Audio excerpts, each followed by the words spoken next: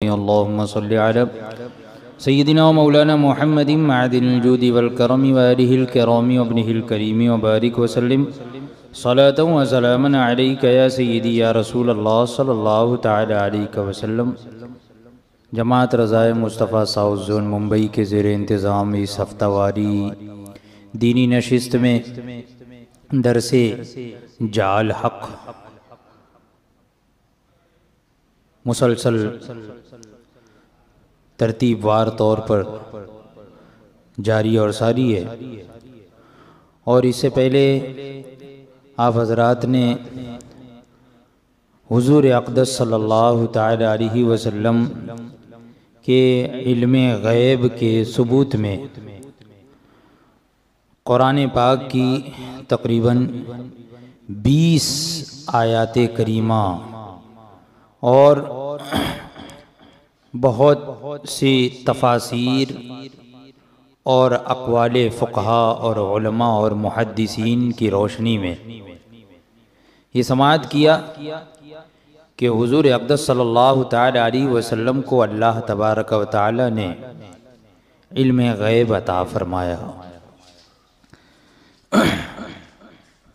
اس کے بعد صاحب جعل حق حضرت علامہ مفتی احمد یار خان نعیمی علیہ رحمت و رضوان فرماتے ہیں تتمہ کے طور پہ، یعنی اخیر میں اب بات مکمل کرتے ہوئے ارشاد فرماتے ہیں کہ مخالفین سے ان دلائل کے جوابات کچھ نہیں بنتے۔ یہ اتنے سارے دلائل، اتنی ساری دلیلیں ہم نے پیش کر دی ہیں، قرآن کی آیتیں پیش کر دی ہیں، جو مخالفین ہیں، جو حضور اقدس صلی اللہ تعالی علیہ وسلم کے علم غیب کے منکر ہیں، تو ان کو کچھ جواب نہیں بنتا ہے، صرف یہ کہہ دیتے ہیں کہ جن آیات میں، یعنی جن آیتوں میں کلو شیئن کا ذکر ہوا، یعنی ہر چیز، کلو شیء ہر چیز، یعنی جو آیت کریمہ ابھی ذکر کی گئی تو وہاں پہ جہاں کلو شیء کا ذکر ہے یعنی ہر چیز، اور ما لم تکن تعلم یعنی جو کچھ آپ نہیں جانتے تھے اللہ نے آپ کو سکھایا، تو ان میں مراد شریعت کے احکام ہیں نہ کہ اور چیزیں۔ یعنی وہ لوگ جو مخالفین ہیں وہ یہ کہتے ہیں کہ یہاں پہ کلو شیء یعنی ہر چیز سے مراد یعنی شرعی احکام، یعنی تمام شرعی احکام سکھا دیے، جو کچھ آپ شرعی احکام نہیں جانتے تھے اللہ نے سکھا دیا۔ تو مخالفین جو ہے ان کو کوئی جواب ان دلائل کا نہیں بنتا، تو وہ اس طرح کی بات کہتے ہیں، تو اور اس کے لیے چند دلائل لاتے ہیں، یعنی اپنی اس بات کے لیے چند دلیلیں پیش کرتے ہیں، جیسے کہ کلو شیء، تو کلو شیء یعنی ہر چیز، ہر چیز، تو وہ لوگ یہ سوال کرتے ہیں، یہ دلیل پیش کرتے ہیں کہ کلو شیء کا جو لفظ ہے یہ غیر متناہی ہے، غیر متناہی، غیر متناہی کہتے ہیں یعنی جس کی کوئی انتہا نہیں۔ تو کلو شیء ہر چیز، کلو شیء کا جو لفظ ہے یہ غیر متناہی ہے، یعنی بے انتہا، بے شمار، جس کی کوئی انتہا نہ ہو، جس کی کوئی حد نہ ہو، اور غیر متناہی یعنی بے انتہا، بے حد، جس کی کوئی حد نہ ہو، جس کی کوئی انتہا نہ ہو، ایسی چیزوں کا علم اللہ تبارک و تعالیٰ کے علاوہ خدا کے سوا کسی کو ہونا یہ منطقی قاعدے سے بالکل باطل ہے، دلیل تسلسل سے۔ یعنی یہ منطق کی ایک بات دلیل میں پیش کرتے ہیں کہ کلو شیء کا مطلب ہوتا ہے ہر چیز، تو جب ہر چیز یہ غیر متناہی ہے، غیر متناہی کا مطلب یعنی اب ہر چیز یعنی بے انتہا، اس کی کوئی انتہا نہیں، کوئی حد نہیں، اور کسی مخلوق کے لیے بے انتہا، بے حد، غیر متناہی، جس کی کوئی انتہا نہ ہو، اللہ کے سوا کسی اور کے لیے ماننا یہ باطل ہے۔ تو وہ یہ جواب میں کہتے ہیں کہ کلو شیء سے مراد اگر آپ ہر چیز لیتے ہیں تو یہ غیر متناہی ہو گیا، تو حضور کے لیے بھی غیر متناہی چیز ماننا پڑے گا، تو یہ باطل ہے، یہ دلیل پیش کرتے ہیں۔ اسی طریقے سے جواب میں یہ بھی کہتے ہیں کچھ لوگ کہ بہت سے مفسرین نے بھی کلو شیء کے معنی یہ کیے ہیں کہ من امور الدین، یعنی دین کے احکام۔ کلو شیء سے مراد دین کے تمام احکام، جیسے کہ جلالین وغیرہ۔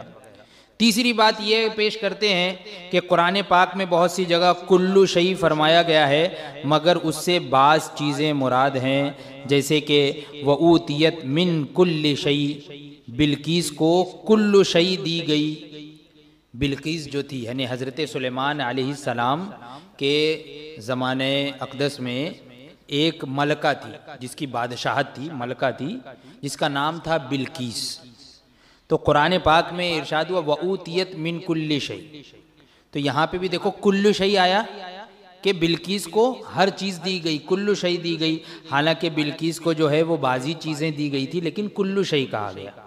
تو یہ اس طرح کی دلیلیں پیش کرتے ہیں، مگر یہ دلائل نہیں، صرف غلط فہمی اور دھوکہ ہے۔ تو اب یہ جو تین طرح کی دلیلیں جو پیش کرتے ہیں تو اس کے جواب بھی سن لیجئے کہ اس کا جواب کیا ہے۔ تو ان کے جوابات یہ ہیں کہ عربی زبان میں کل اور کلمہ ما، کلو شیء میں آیا کل، تو یہ جو کل کا کلمہ ہے اور ایسے ہی ما لم تکن تعلم میں ما، یہ عربی کا لفظ ہے۔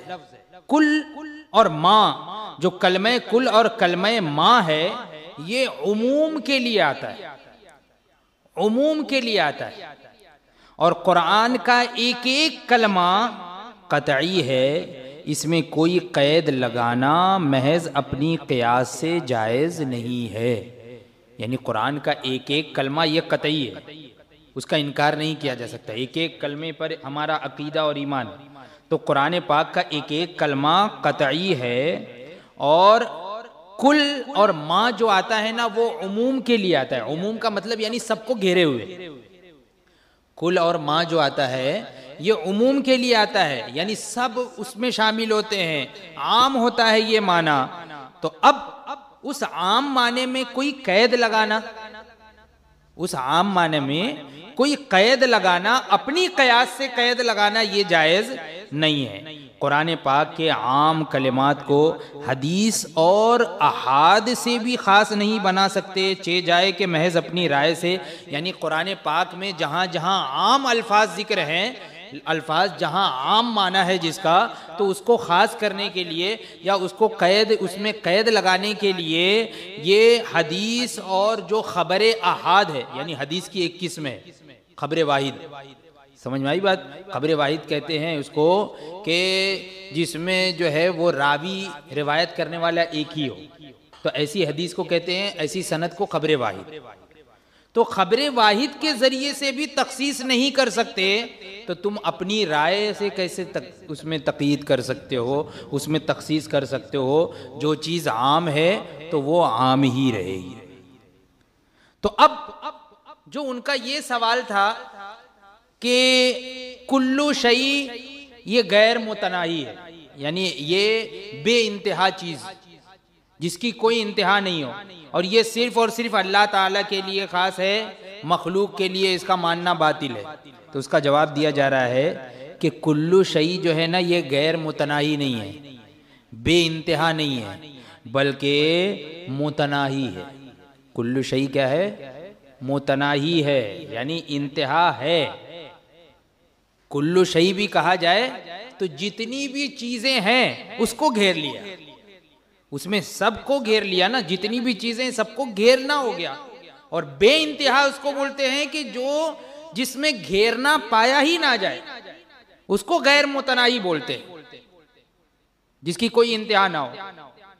تو کلو شیء ہر چیز، کلو شیء کا معنی تو کہتے ہیں یہ غیر متناہی نہیں بلکہ متناہی ہے، اور یہ ہم اپنی طرف سے نہیں کہہ رہے ہیں بلکہ تفسیر کبیر میں وَأَحْصَى كُلَّ شَيْءٍ عَدَدًا، یہاں پہ کل شیء آیا تو اس کے تحت میں یہ تفسیر ذکر ہے کہ اس میں شک نہیں کہ عدد سے شمار کرنا متناہی چیز میں ہو سکتا ہے، یعنی عدد سے کسی کو گننا، یہ 1 2 3 4 100 1000 لاکھ کروڑ ارب خرب جو بھی ہے، تو یہ عدد سے شمار کرنا یہ کس میں ہوگا؟ کون سی چیز میں؟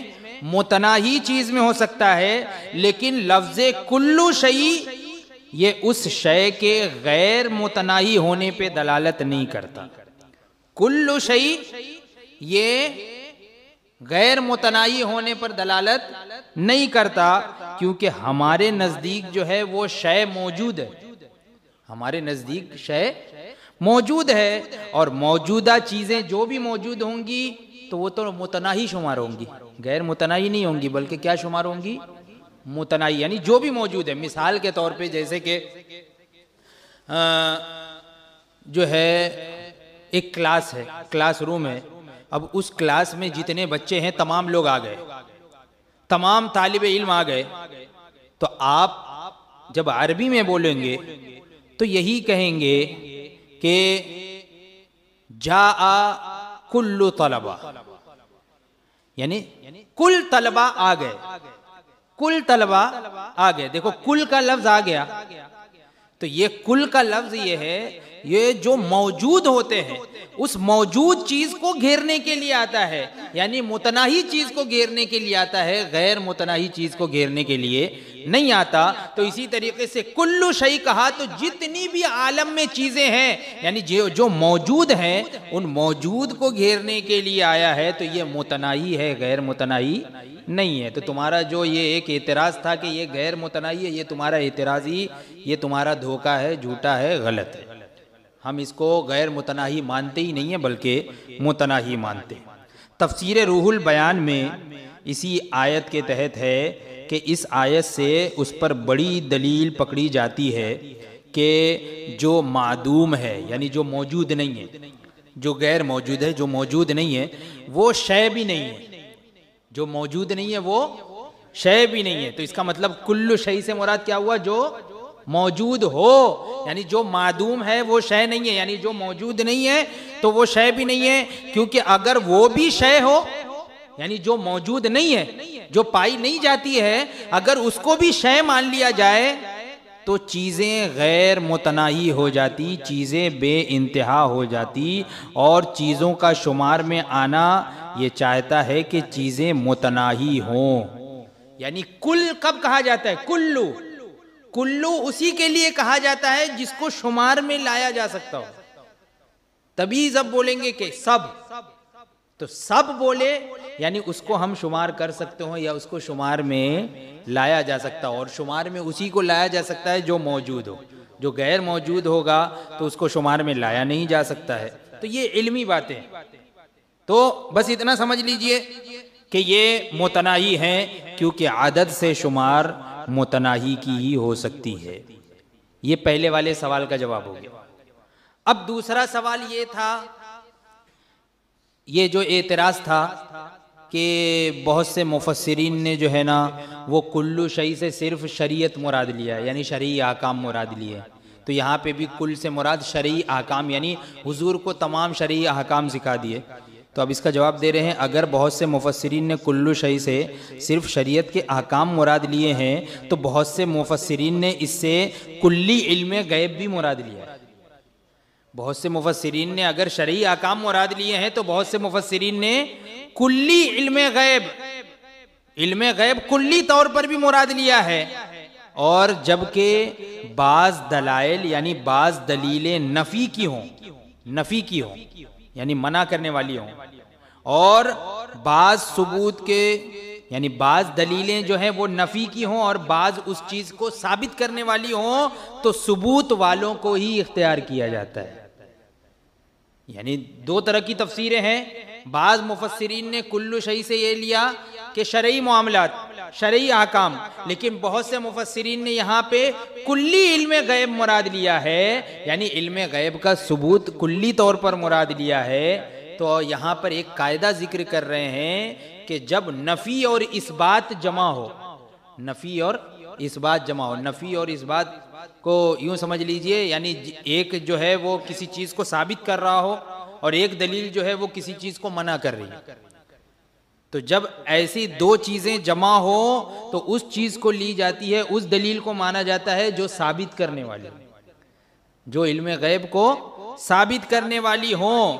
کہ نور الانوار جو اصول کی کتاب ہے، اصول کی فقہ کے اصول بناتے، قاعدے، ضابطے، تو اس میں یہ ہے کہ والمثبت اولا من النافی، کہ ثابت کرنے والے دلائل یہ نفی کرنے والے سے زیادہ بہتر ہیں، یعنی جو ثابت کرنے والی دلیلیں ہیں وہ زیادہ بہتر ہیں. تو جن تفسیروں کے حوالے ہم نے پیش کیے، ہم پیش کر چکے ہیں، چونکہ ان میں زیادہ کا ثبوت ہے لہٰذا وہی قابل قبول ہے. نیز کلو شیء کی تفسیر خود احادیث اور علماء امت کے اقوال سے ہم انشاءاللہ بیان کریں گے کہ کوئی ذرہ، کوئی قطرہ ایسا نہیں جو حضور صلی اللہ تعالی علیہ وسلم کے علم میں نہ آ گیا ہو. اور ہم کتاب کے مقدمے میں یہ لکھ چکے ہیں کہ تفسیر یہ قرآن بالحدیث اور تفسیروں سے بہتر ہے، لہٰذا حدیث ہی کی تفسیر مانی جائے گی. جو تفسیر قرآن جو ہے نا، تفسیر قرآن بالحدیث یہ اور تفسیروں سے بہتر ہے، یعنی حدیث کے ذریعے سے قرآن کی تفسیر یہ سب سے بہتر تفسیر ہے، لہٰذا حدیث ہی کی تفسیر کو مانا جائے گا. نیز جن مفسرین نے امور دین سے تفسیر کی تو انہوں نے بھی دوسری چیزوں کی نفی تو نہیں کی نا. یعنی یہاں پہ ایک اور جواب دے رہے ہیں کہ چلو جن مفسرین نے یہ کہا کہ یہاں پہ کلو شیء سے مراد دینی احکام ہے، دینی امور ہے، لیکن وہاں پہ ان لوگوں نے کوئی نفی بھی نہیں کی کہ یہاں پہ علم غیب مراد نہیں ہے. علم غیب مراد نہ ہونے کی انہوں نے مراد ہونے کی نفی نہیں کی کہ یہاں پہ علم غیب مراد نہیں ہے. تو اب اس وجہ سے لہٰذا تم نفی کہاں سے نکال رہے ہو؟ اب تم اپنی طرف سے کیسے نکال رہے ہو کہ ان لوگوں نے نفی کر دی، ان لوگوں نے منع کر دیا؟ کسی چیز کے ذکر نہ کرنے سے اس کی نفی نہیں ہوتی ہے. کبھی ہوتا ہے نا کہ بھئی اس کا ذکر نہیں ہوا تو اس کا مطلب یہ نہیں ہے کہ اس کی نفی ہو گئی، اس کو منع کر دیا گیا. قرآن کریم فرماتا ہے تقیکم الحر، یعنی تمہارے کپڑے تم کو گرمی سے بچاتے ہیں. تو کیا کپڑے سردی سے نہیں بچاتے؟ قرآن پاک میں ہے کہ تمہارے کپڑے تم کو کس سے بچاتے ہیں؟ گرمی سے بچاتے ہیں. تو بتاؤ تمہارے کپڑے سردی سے بچاتے ہیں کہ نہیں؟ تو کیا قرآن پاک معاذ اللہ اس چیز کی نفی کر رہا ہے کہ نہیں کپڑے جو ہے وہ سردی سے نہیں بچاتے؟ یہ تو نہیں ہے نا کہ سردی سے نہیں بچاتے. ہاں یہ ذکر ہے کہ گرمی سے بچاتے ہیں. تو گرمی سے بچانے کا ذکر ہے تو اس سے یہ لازم نہیں آتا کہ وہ کپڑے تم کو سردی سے نہیں بچاتے. تو اسی طریقے سے جن تفسیروں میں امور دین مراد ہے تو اس سے لازم نہیں آتا کہ اس کے علاوہ کوئی مراد ہو ہی نہیں سکتا. سمجھ میں آئی بات؟ تو وہی یہاں پر ذکر فرما رہے ہیں کہ کیا کپڑے سردی سے نہیں بچاتے، مگر ایک چیز کا ذکر نہیں فرمایا تو اس سے یہ لازم نہیں آتا کہ وہ اس کی نفی ہو گئی. نیز دین تو سبھی کو شامل ہے. عالم کی کون سی چیز ایسی ہے جس پر دین کے احکام حرام حلال وغیرہ جاری نہیں ہوتے؟ تو ان کا یہ فرمانا کہ دینی علم مکمل کر دیا یہ بھی سب کو شامل ہے اگر مانے تو. یعنی دینی امور کو بھی مان لیا جائے تو دینی امور بھی تو سارے عالم کو شامل ہے، سب کو شامل ہے، تو وہ بھی اس میں شامل ہو جائے گا. اسی طریقے سے جو بلقیس والا واقعہ ذکر کرتے ہیں اور کہتے ہیں وہاں پہ قرآن پاک میں کلو شیء آیا، حالانکہ بلقیس کو تو ہر چیز نہیں دی گئی تھی، تو پھر کلو شیء کیوں کہا گیا؟ یہاں پتہ چلا کہ یہاں پہ کلو شیء سے بعض مراد ہے. تو بلقیس وغیرہ کے قصے میں جو کلو شیء آیا ہے نا تو وہاں پہ ایک قرینہ موجود ہے. قرینہ کا مطلب یہاں وہاں پہ ایک ثبوت، ایک چیز پائی جا رہی ہے جس سے معلوم ہوتا ہے کہ وہاں کلو شیء سے مراد سلطنت کے کاروبار کی کل چیزیں. وہاں پہ کلو شیء سے مراد کیا ہے؟ بادشاہت اور سلطنت کی جتنی بھی چیزیں ہوتی ہیں نا، تو سلطنت کے کاروبار کی یہ ساری چیزیں ہیں. اس لیے وہاں گویا مجازی معنی مراد لیے گئے. لیکن یہاں پہ تو کون سا قرینہ ہے؟ یہاں کون سا قرینہ ہے کہ جس کی وجہ سے تم نے کلو شیء کے حقیقی معنی کو چھوڑ کے اور مجازی معنی مراد لیے جائیں؟ خیال رہے کہ قرآن کریم نے ہدہد کا قول نقل فرمایا کہ اس نے کہا اوتیت من کل شیء. حضرت سلیمان علیہ السلام، یہ سورہ نمل کی آیت ہے، سورہ نمل میں حضرت سلیمان علیہ السلام کا واقعہ ہے۔ تو حضرت سلیمان علیہ السلام نے ایک مرتبہ جو ہے وہ درباریوں کو دیکھا، تو فرمایا کہ کیا بات ہے کہ ہدہد نظر نہیں آ رہا ہے، ہدہد ایک پرندہ نظر نہیں آ رہا ہے نا، اگر وہ حاضر نہیں ہے، اب وہ آئے گا تو میں ضرور جو ہے اس کو سزا دوں گا۔ یہ قرآن میں ہے ذکر کہ ہدہد حاضر نہیں ہوا تو اب وہ آئے گا تو میں ضرور اس کو سزا دوں گا۔ اب بعد میں جب ہدہد آیا تو اس نے جو ہے نا وہ بلقیس والا واقعہ بیان کیا کہ میں جو ہے وہ ایک جگہ سے گزر رہا تھا تو وہاں پہ میں نے دیکھا کہ ایک عورت جو ہے وہ حکومت کرتی ہے، بلقیس، ملکہ بلقیس ہے، بہت بڑی حکومت ہے۔ تو اس نے یہ کہا کیا کہ وَأُوتِيَتْ كُلُّ شَيْءٍ وَأُوتِيَتْ مِنْ كُلِّ شَيْءٍ، یہ ہدہد نے کہا، ہدہد نے کہا وَأُوتِيَتْ مِنْ كُلِّ شَيْءٍ کہ بلقیس کو ہر چیز دی گئی۔ خود رب نے یہ خبر نہیں دی، اللہ نے یہ نہیں فرمایا، اللہ نے خبر نہیں دی، بلکہ یہ کس نے کہا؟ ہدہد نے کہا۔ قرآن پاک میں ہے کہ ہدہد نے کہا وَأُوتِيَتْ مِنْ كُلِّ شَيْءٍ کہ بلقیس کو ہر چیز دی گئی، خود رب نے یہ خبر نہیں دی۔ ہدہد سمجھا کہ بلقیس کو دنیا بھر کی تمام چیزیں مل گئی، وہ یہ سمجھا تو اس لیے ایسا کہا، اس نے یہ دیکھا کہ اتنی ساری چیزیں، تو وہ سمجھا کہ ساری چیزیں اس کو مل گئی ہے، تو اس لیے ہدہد نے اپنی سمجھ، اپنی عقل، اپنی سوچ کے اعتبار سے کہا کہ اس کو ساری چیزیں دے دی گئی ہیں، ساری چیزیں مل گئی ہیں، مگر مصطفیٰ صلی اللہ تعالی علیہ وسلم کے لیے تو خود رب تبارک و تعالی نے فرمایا تبیانا لکل شیء، تبیانا لکل شیء، یعنی وہ چیز آپ کو عطا کر دی گئی جس میں ہر چیز کا بیان، ہر چیز کا بیان ہے۔ تو ہدہد غلطی کر سکتا ہے، رب کا کلام غلط نہیں ہو سکتا ہے۔ ہدہد کے کلام میں غلطی ہو سکتی ہے، ہدہد کے بولنے میں غلطی ہو سکتی ہے، لیکن رب کا کلام غلط نہیں ہو سکتا ہے۔ اس نے تو یہ بھی کہا تھا وَلَهَا عَرْشٌ عَظِيمٌ، یہ ہدہد نہیں کہا تھا کہ اس جو ملکہ ہے نا، ملکہ بلقیس، وَلَهَا عَرْشٌ عَظِيمٌ کہ وہ کیا تخت بلقیس جو ہے وہ عرش عظیم تھا، یہ ہدہد نے کہا عرش عظیم، بہت بڑا عرش، عرش کہتے تخت کو، تو تخت بلقیس یہ عرش عظیم تھا۔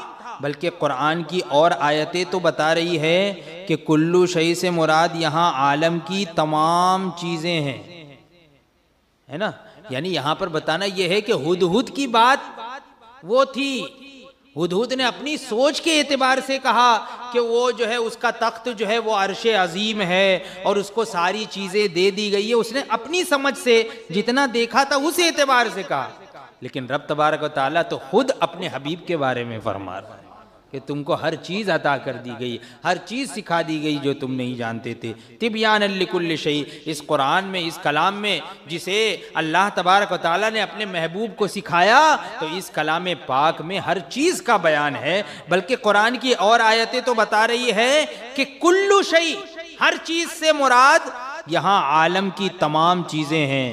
فرماتا ہے وَلَا رَطْبٍ وَلَا يَابِسٍ إِلَّا فِي كِتَابٍ مُبِينٍ کہ کوئی خشک اور تر چیز ایسی نہیں جو لوح محفوظ یا قرآن کریم میں نہ ہو۔ پھر آنے والی احادیث اور علماء اور محدثین کے قول بھی اسی کی تائید کرتے ہیں کہ عالم کی، کائنات کی ہر چیز کا حضور کو علم دیا گیا۔